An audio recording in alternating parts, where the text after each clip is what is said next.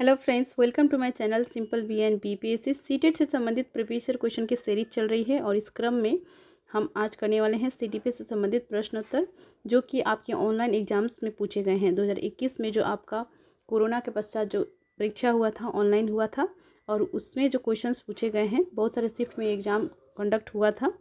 तो 23 दिसंबर को जो परीक्षा हुआ था आपका 2021 में, उसी से संबंधित प्रश्नोत्तर हम कर रहे हैं। इससे पहले एक ऑलरेडी वीडियो अपलोड हो चुके हैं 2021 का 23 दिसंबर वाला, और उससे पहले भी बहुत सारे वीडियो प्रीवियस ईयर क्वेश्चन का अपलोड हो चुके हैं, ऑनलाइन भी उसमें अपलोडेड हैं। तो आप जाकर चैनल के प्लेलिस्ट में ज़रूर देख ले सभी वीडियोस को। और आज जो है हम सीडीपी के प्रश्नोत्तर करेंगे। 16 से हम शुरू करेंगे, 15 तक हमने पिछले वीडियो में कर लिया था। शुरू करते हैं। चैनल को अभी तक आपने सब्सक्राइब नहीं किया है तो चैनल को सब्सक्राइब कर लीजिए, वीडियो को लाइक और शेयर करें। शुरू करते हैं। हमारा प्रश्न है, प्रवाहिता, विस्तार और लचीलापन निम्न में से किसके लक्षण हैं?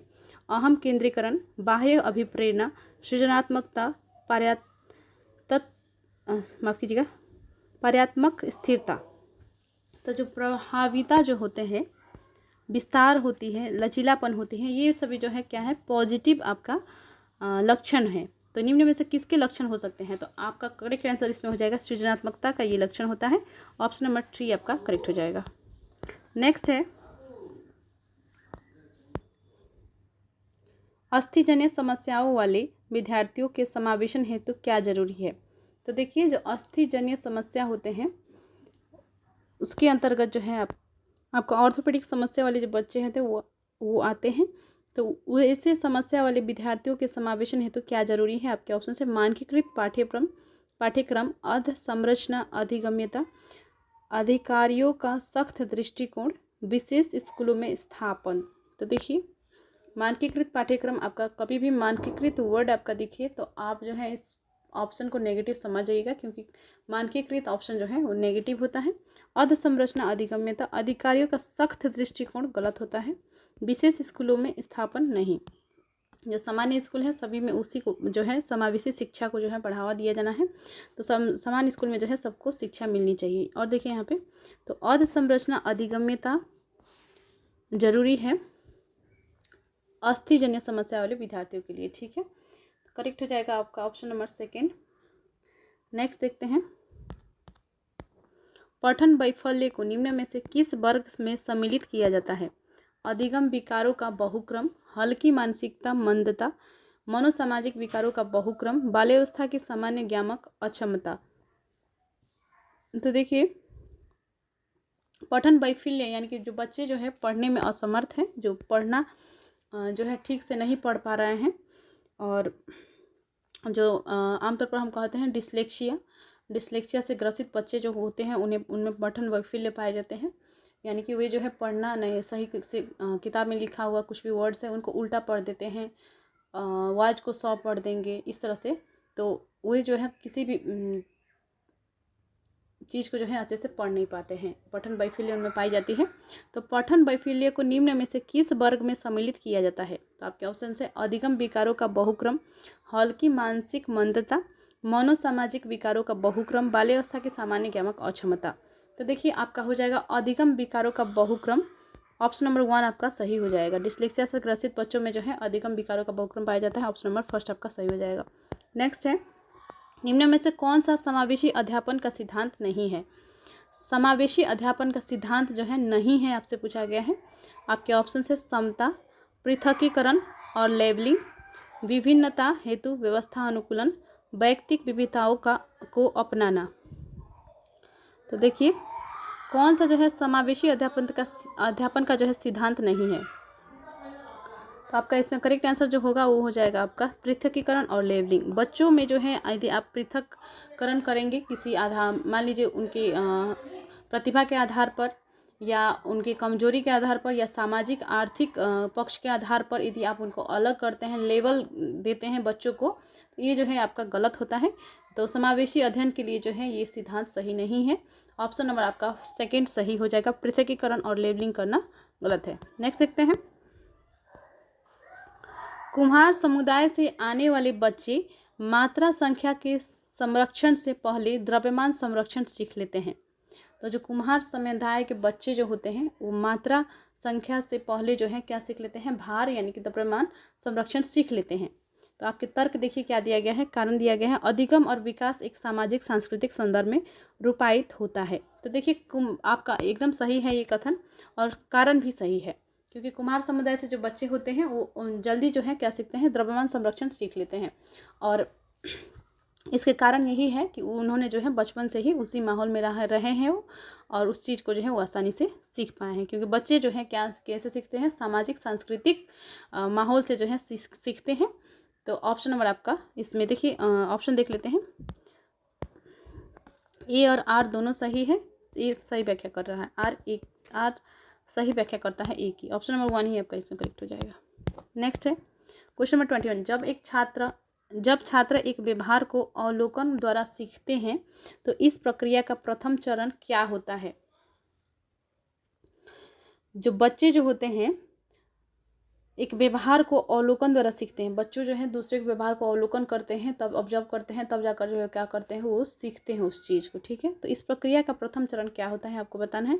मॉडल क्रियाओं को याद रखना, मॉडल पर ध्यान केंद्रित करना, अपने द्वारा अनुकरण किए गए व्यवहार का आकलन, मॉडल के व्यवहार का दोहराना और अभ्यास करना। तो यहाँ पे देखिए बच्चे जो जब सीख रहे होते हैं किसी भी चीज़ को, दूसरे को व्यवहार को देखकर जो है बच्चे सीखते हैं, अपने परिवार में देखकर सीखते हैं, समाज में देखते हैं, विद्यालय में व्यवहार को देखकर सीख रहे होते हैं। तो फर्स्ट में जो है अवलोकन करते हैं, तो जो कर रहा है उसको हम मॉडल के रूप में ले रहे हैं यहाँ पे। तो मॉडल पर जो है सबसे पहले क्या करते हैं, याद रखने वाला काम वो नहीं करते हैं, तो ऑप्शन नंबर 1 आपका गलत हो जाएगा। ध्यान केंद्रित वो करते हैं, सबसे पहले जो है उस पर एकदम ध्यान से देखते हैं कि वो किस तरह से जो है व्यवहार कर रहा है, तो उसी प्रकार से जो है वो भी कॉपी करते हैं, अनुकरण करते हैं, या उस चीज़ को जो है सीख जाते हैं। तो ऑप्शन नंबर 2 आपका इसमें करेक्ट हो जाएगा। नेक्स्ट देखते हैं, अधिगमकर्ताओं द्वारा की गई त्रुटियों को समझना एक अध्यापिका के लिए महत्वपूर्ण है, क्योंकि वह कमजोर और तेज छात्रों की पहचान कर सकती हैं, वो अधिगमकर्ताओं की चिंतन प्रक्रिया को समझ सकती हैं, वो अधिगमकर्ताओं की लापरवाही के बारे में अभिभावकों को सूचित कर सकती हैं, वो अधिगमकर्ताओं को पृथक और श्रेणीबद्ध कर सकती हैं। तो देखिए जो अधिगमकर्ता द्वारा की गई त्रुटियां जो होती है, इसे समझना जो है एक अध्यापिका के लिए महत्वपूर्ण क्यों है, आपको इसमें बताना है। तो क्या जो वो समझ लेंगी तो वो जो है कमज़ोर और तेज छात्रों को जो है पहचान करने के लिए जो है ये ज़रूरी है कि त्रुटियों को पहचाने, तो नहीं। तो ऑप्शन नंबर 1 आपका गलत दिया गया है। वो अधिगमकर्ताओं की चिंतन प्रक्रिया को समझ सकती है, ये आपका सही हो सकता है। नेक्स्ट भी देख लेते हैं, वो अधिगमकर्ताओं की लापरवाही के बारे में अभिभावक को सूचित कर सकती हैं। अभिभावक को कंप्लेन करना, सूचित करना, ये सभी गलत तरीका होता है, बच्चों पर जो है इसका बुरा असर पड़ता है। बच्चे जो है ऐसे कर, जैसे मान लीजिए आप एग्जाम्पल के रूप में लीजिए, आप शिक्षक बन गए, आपके क्लासरूम में कोई ऐसा बच्चा है जो बार बार किसी चीज़ का गलती कर रहा है, उससे जो है समझ में नहीं आ रहा है, तो इसलिए वो गलती कर रहा है, तो आप इसके लिए जो है उसके पेरेंट्स को कॉल कर दिए, गार्जियन को कॉल कर दिए, तो ऐसे में जो है क्या होगा, बच्चे का जो है मनोबल गिर जाएगा, उससे जो है और डांट पड़ेगी। तो ऐसे में जो है क्या, ऐसा भी हो सकता है कि वो विद्यालय ही आना छोड़ दे। तो इस तरह का जो है हमें नहीं करना है, बच्चों को जो है विद्यालय में ऐसा एनवायरनमेंट देना है एक शिक्षक के रूप में कि बच्चे जो है विद्यालय की ओर आकर्षित हो, उन्हें जो है रोज़ विद्यालय आने की मन हो। ऐसा नहीं हो कि ज़बरदस्ती वो विद्यालय आ रहे हैं, ठीक है। या जो मिड डे मील का जो है उसे भी एक्चुअली में इसीलिए जो है लाया गया कि बच्चे जो है कम से कम खाने के बहाने जो चले जाते थे अपने घर, और 1 घंटा 2 घंटा 3 घंटा के बाद आते थे, तो पढ़ाई कुछ हो नहीं पाता था, बच्चे ठीक से पढ़ नहीं पा रहे थे। तो मिड डे मील लाया गया। मिड डे मील का भी उद्देश्य इसके पीछे यही था कि बच्चे जो है वहीं पे उनको खाना उपलब्ध कराया जाए। तो इससे जो है क्या होगा कि बच्चे जो है खाना वहीं पे खा लेंगे, तो वहीं पे पढ़ना भी उन्हें पड़ेगा। इस तरह से जो है वो घर जाने का बहाना नहीं खोजेंगे, और विद्यालय में अधिक समय रहेंगे और पढ़ाई करेंगे। इसी के लिए जो है मिड डे मील भी लाया गया है।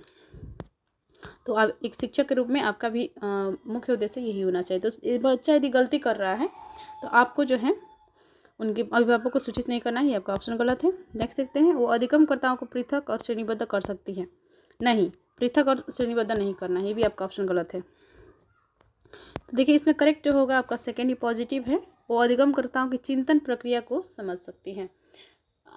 शिक्षक को जो है उनकी त्रुटियों के बारे में जानना इसलिए महत्वपूर्ण है ताकि वो जो है उनके चिंतन प्रक्रिया को समझ सके। ऑप्शन नंबर 2 आपका सही हो जाएगा।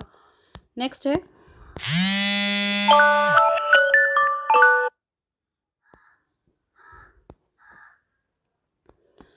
क्वेश्चन नंबर 23 है, राष्ट्रीय शिक्षा नीति 2020 के अनुसार अधिगम डैश होना चाहिए। विषय वस्तु अभिमुखी, पाठ्य पुस्तक केंद्रित, प्रयोगात्मक, व्यवहारात्मक।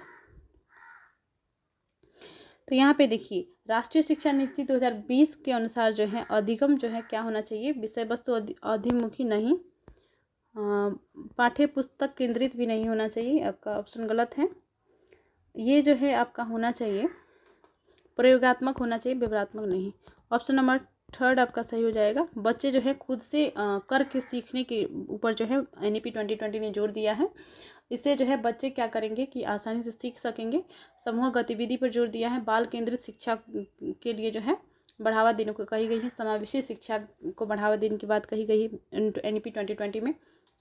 तो राष्ट्रीय शिक्षा नीति में जो है 2020 में जो है आपका प्रयोगात्मक अधिगम जो है होना चाहिए, ये बात कही गई है। ऑप्शन नंबर 3 आपका सही हो जाएगा। नेक्स्ट है, परीक्षा के शुरू होने से पहले तन्वी, देखिए यहाँ पे तन्वी होगा, ठीक है, यहाँ पे तन्वी होगा आपका। गहरे लंबे श्वास भरती है, दुश्चिंता से होगा यहाँ पे, ठीक है, निपटने के लिए वह डैश तकनीक का इस्तेमाल कर रही है। तो यहाँ पे देखिए क्या हो रहा है कि परीक्षा है तन्वी का, और वे जो है क्या कर रही है, गहरे लंबे सांस ले रही है। आपके साथ भी ऐसा होता होगा जरूर। जब परीक्षा से पहले तो पढ़े नहीं, जब परीक्षा आया तो अचानक से एकदम क्या हुए, हड़बड़ा गए, और अब जो है चिंता में आ गए हैं कि क्या करें, किस तरह से पढ़े, किस तरह से सिलेबस कंप्लीट होगा, किस तरह से मेरा एग्ज़ाम कैसा जाएगा। इस चीज़ को जो है आप लेकर चिंतित हो जाते हैं। सबके साथ ऐसा होता है स्टूडेंट लाइफ में, ठीक है। तो समय पर यदि जो बच्चा पढ़ लिया रहता है उसके साथ ऐसा नहीं होता है, ठीक है। तो यहाँ पे देखिए, तो परीक्षा शुरू होने से पहले जो है गहरे लंबे सांस भरती है, दुश्चिंता से निपटने के लिए वह डैश तकनीक का इस्तेमाल कर रही है। कौन सी तकनीक का जो है इस्तेमाल कर रही है उस चिंता से उभरने के लिए, बाहर निकलने के लिए। तो आपका ऑप्शन है समस्या समाधान, भाव प्रबंधन, परिहार्यता, इनकार। तो देखिए इनकार तो नहीं कर रही है, परिहार्यता भी नहीं कर रही है, समस्या समाधान भी नहीं कर रही है। तो वो जो है बस भाव प्रबंधन, अपने भाव को व्यक्त कर रही है और अपनी चिंता को जो है दूर करने की प्रयास कर रही है लंबे लंबे सांस लेकर। ऑप्शन नंबर आपका सेकेंड सही हो जाएगा। नेक्स्ट है, कोविड-19 महामारी में तालाबंदी के दौरान बिना किसी के बढ़ावा दिए ही रोहिणी अपनी बड़ी बहन के पास मौजूद कहानियों की पुस्तकों को पढ़ना पसंद करती है। रोहिणी एक क्या है, देखिए आपके ऑप्शन है, प्रतियोगी अधिगम करता है, आंतरिक रूप से प्रेरित अधिगम करता है, निष्पादनोन्मुखी अधिगम करता है, बाह्य रूप से प्रेरित अधिगम करता है। तो देखिए क्या है, यहाँ पे रोहिणी है। तो रोहिणी जो है उनके सिस्टर का बुक्स रखा हुआ है अपने घर में। तो आपने लॉकडाउन के दौरान जो है आपने देखा था जब कोविड-19 आई थी, तो उस दौरान जो है क्या हुआ था कि बाहर निकलना मना था, बाहर इंस्टीट्यूट कोचिंग सभी बंद हो गए थे। तो ऐसे स्थिति में जो है बच्चों को ऑनलाइन क्लासेस भी दिए जाते थे, लेकिन कुछ और बच्चे फ्री भी हो गए थे, उन्हें जो है पढ़ने को नहीं मिल रहा था। हालांकि एक तरह से फ्री क्या हुए थे और डिप्रेस्ड ही हुए थे। सिर्फ घर में रहना, घर से बाहर निकलने को ना मिलना, ये बहुत ही मतलब क्रिटिकल कंडीशन हो जाता है किसी की लाइफ के लिए, और बहुत ही खतरनाक और भयावह समय था वो कोरोना। तो उसी दौरान की क्वेश्चन जो है आपसे पूछा गया है कि रोहिणी में जो है इसमें उसमें क्या था कि वो जो है खुद से किताब लेकर पढ़ने बैठ जाती थी। उसके सिस्टर के किताब थे, उसके बहन की किताब रखी हुई थी, उससे उठाती थी और पढ़ने बैठ जाती थी। तो इसके पीछे जो है क्या कारण हो सकते हैं आपको इसमें बताना है। तो वो जो है क्या है कि आंतरिक रूप से जो है अभिप्रेरित है, यानी कि वो जो है इंटरनली मोटिवेटेड है और अपने काम के प्रति उसको जो है बाहरी रूप से कोई आदेश देने की ज़रूरत नहीं है, कोई ये बताने की आवश्यकता नहीं है कि तुम पढ़ो, ठीक है। तो वो इंटरनली मोटिवेटेड है, इसीलिए जो है वो खुद से पढ़ने बैठ जाती थी। तो ऑप्शन नंबर आपका सेकंड सही हो जाएगा इसमें। और लेकिन आप लोग ज़रूर बदमाशी करते होंगे, जहाँ तक मुझे लगता है। आपको तो बार बार आपको डांट ज़रूर पड़ती होगी कि पढ़ने बैठो, पढ़ो अच्छे से। बार बार आप मोटिवेशनल वीडियोस भी देखते होंगे खुद को मोटिवेट करने के लिए, लेकिन वो टेम्पररी मोटिवेशन ही होता है। आपको जो है आंतरिक रूप से अभिप्रेरित होना बहुत आवश्यकता है, क्योंकि आप भी एक लर्नर है, आप भी जो है एक अधिगम करता है, आप भी एक स्टूडेंट है।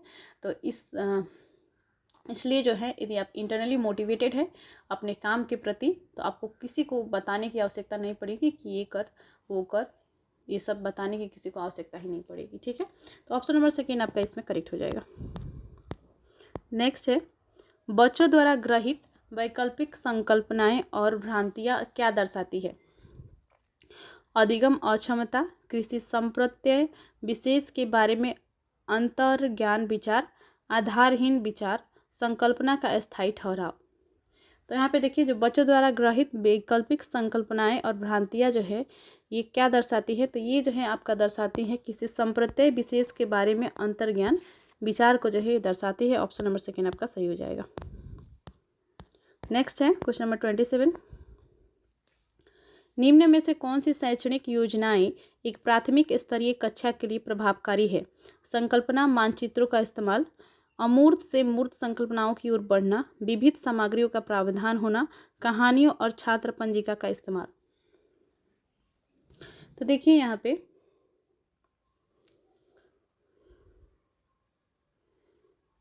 कौन सी शैक्षणिक योजना जो है एक प्राथमिक स्तरीय कक्षा के लिए प्रभावकारी हो सकती है? तो संकल्पना मानचित्रों का इस्तेमाल, मानचित्र का इस्तेमाल करके जो हम उन्हें पढ़ा सकते हैं। अमूर्त से मूर्त संकल्पना की ओर बढ़ना, तो देखिए अमूर्त से मूर्त संकल्पना की ओर बढ़ना जो है बच्चे इस तरह से नहीं समझ पाएंगे। मूर्त संकल्पना की यदि देखा हुआ चीज़ है तो वो धीरे धीरे जो है क्या होता है कि अमूर्त रूप में भी जो है सोचने के लिए जो है संभव हो पाता है किसी के लिए भी। तो प्राथमिक स्तर की बात हो रही है तो ये आपका गलत हो जाएगा। विविध सामग्रियों का प्रावधान होना, विविध सामग्रियों से सीखते हैं। कहानी और छात्र पंजिका का इस्तेमाल करके जो है बच्चों को सिखाया जा सकते हैं।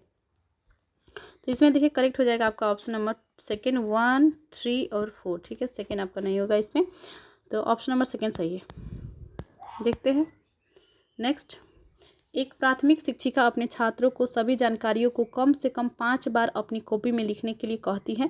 शिक्षण की ये विधि, तो देखिए एक प्राथमिक शिक्षिका जो है क्या कर रही हैं कि अपने छात्रों को सभी जानकारियों को कम से कम 5 बार अपनी कॉपी में लिखने के लिए कहती है। तो ये विधि जो है क्या है, ये अच्छी विधि है या नहीं है, आपको इसमें बताना है। तो आपके ऑप्शन से अत्यधिक प्रभावी है, क्योंकि पूर्वाभास और पुनरावृत्ति विषय वस्तु के सार्थक अधिगम में अत्यधिक सहायता करते हैं, नहीं। तो देखिए ये आपका गलत होगा, क्योंकि ये जो है प्रभावकारी जो है नहीं है बच्चों के लिए पढ़ने के लिए, ये तरीका सही नहीं है। और देखते हैं, प्रभावकारी है क्योंकि किसी भी पुनरावृत्ति करने से तत्काल भूलने की संभावना रहती है, नहीं। बार बार एक ही चीज़ को याद कराना ये गलत तरीका होता है। प्रभावकारी नहीं है क्योंकि केवल प्रभाव्यास करना सार्थक अधिगम की उपयुक्त तकनीक नहीं है, सही। ये आपका सही हो जाएगा, क्योंकि इसमें जो है कहा गया है कि इस तरह से बार बार एक ही चीज़ को 5 बार वो लिखवा रही है, तो इस तरह से बार बार लिखवाने से बच्चे कुछ सीख नहीं पाएंगे। ये जो है सार्थक अधिगम का तकनीक नहीं है, तो इसलिए ऑप्शन नंबर 3 ही आपको इसमें सही हो जाएगा। सार्थक अधिगम का जटिल प्रक्रिया नहीं है, ठीक है। तो ऑप्शन नंबर 3 है इसमें आपका करेक्ट हो जाएगा। नेक्स्ट क्वेश्चन की ओर बढ़ते हैं। क्वेश्चन नंबर 29 है हमारा, निम्नलिखित में से कौन सी योजनाएं समस्या समाधान के लिए प्रभावशाली है? तो आपके देखिए एल्गोरिदम, ह्यूरिस्टिक, बिना बोधन के प्रयत्न एवं त्रुटि, प्रक्रियात्मक स्थिरता। तो देखिए आपसे पूछा गया है कि कौन सा जो है इसमें कौन सी योजनाएं समस्या समाधान के लिए प्रभावशाली है।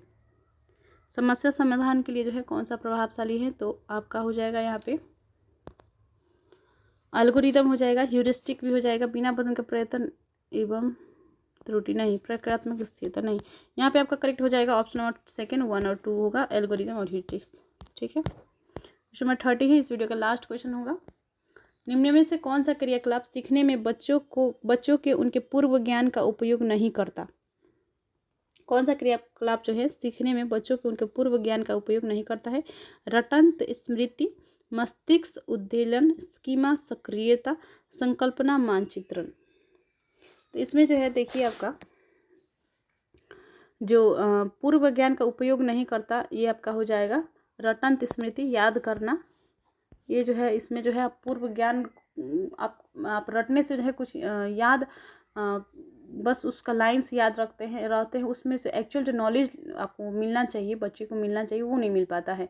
बस वो लाइन्स रट लेते हैं, क्या है कुछ समझ नहीं पाते हैं, बस रटे हुए हैं। तो वो पूर्व ज्ञान का जो है इसमें उपयोग नहीं कर पाते हैं। यदि आप बस वो याद रखते हैं, रटते हैं, तो ये आपका सही हो जाएगा। इसमें जो है आपका पूर्व ज्ञान का उपयोग नहीं होता है। ऑप्शन नंबर आपका 1 सही हो जाएगा। इस वीडियो का लास्ट प्रश्न था, और चैनल को ज़रूर सब्सक्राइब कर ले, आपसे रिक्वेस्ट है। और वीडियो को जो है शेयर ज़रूर करें, लाइक करें। धन्यवाद। मिलते हैं नेक्स्ट वीडियो में।